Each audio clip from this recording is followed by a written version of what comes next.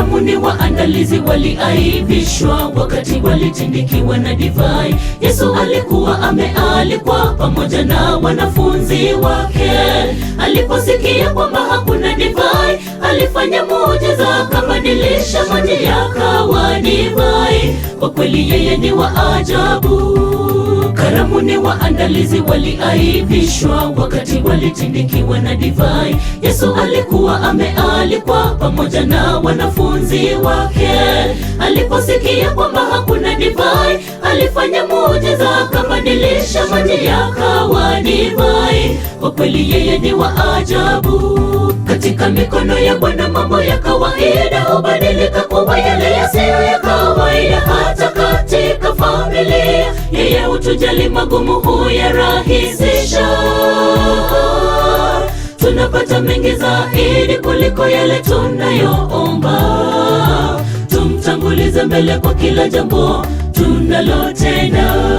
Katika mikono ya Bwana mambo ya kawaida hubadilika kuwa yale yasiyo ya kawaida. Hata katika familia yeye hutujali, magumu huyarahisisha. Tunapata mengi zaidi kuliko yale tunayoomba. Tumtangulize mbele kwa kila jambo tunalotenda.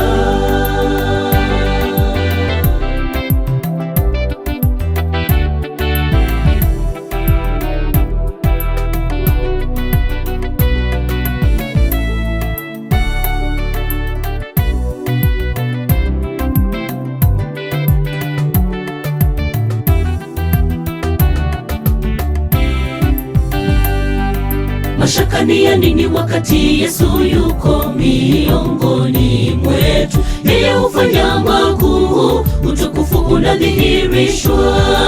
Hatufai kubabaika wala kukata tamaa, tumwamini yeye. Tutoe mizigo yetu kwake, naye atatupa pumziko.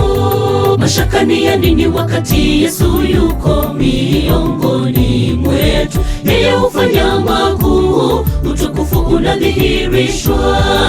Hatufai kubabaika wala kukata tamaa, tumwamini yeye. Tutoe mizigo yetu kwake, naye atatupa pumziko. Katika mikono ya Bwana mambo ya kawaida hubadilika kuwa yale yasiyo ya kawaida. Hata katika familia yeye hutujali, magumu huyarahisisha.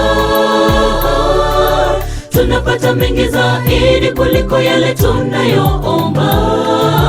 Tumtangulize mbele kwa kila jambo tunalotenda. Katika mikono ya Bwana mambo ya kawaida hubadilika kuwa yale yasiyo ya kawaida. Hata katika familia yeye hutujali, magumu huyarahisisha.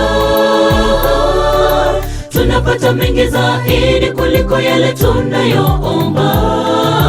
Tumtangulize mbele kwa kila jambo tunalotenda.